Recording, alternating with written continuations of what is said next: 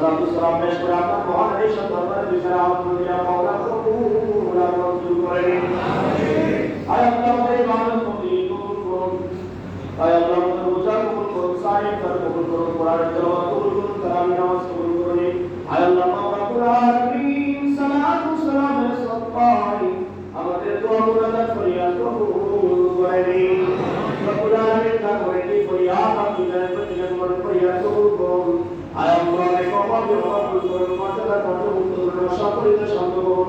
আয় আল্লাহ আমাদের পরিবার বিমান থেকে সেবা দান করুন। মোদী পরিবারের পক্ষে যারা প্রবাসে রাখার রাহাত আমাদের পরিবারটা প্রবাসে রাখার প্রত্যেকের কবরে সওয়াব পৌঁছায় দিন। সকল লোককে জান্নাতের বাগান করে দিন। রব্বুল আলামিন আয় আল্লাহ তুমি আমাদের শান্তি দান করুন, রহমত দান করুন, নিয়ামত দান করুন। সব পাপের মিথ্যা কুফর গুনাহকে ষড়যন্ত্র থেকে মুনাফিকি চক্রান্ত থেকে আমাদের সবাইকে পরিবার পরিজন সবাইকে হেফাজত করুন। রব্বুল আলামিন আয় আল্লাহ যারা ইসলামকে ধ্বংস করতে চায়, ইসলাম উদ্ধার করতে চায়, ইসলামের নামে তাদের থেকে ইসলামকে বাঁচানোর তৌফিক দান করুন। রব্বুল আলামিন ইসলামের চরম শত্রু মুনাফিক থেকে ইসলামকে রক্ষা করার তৌফিক দান করুন।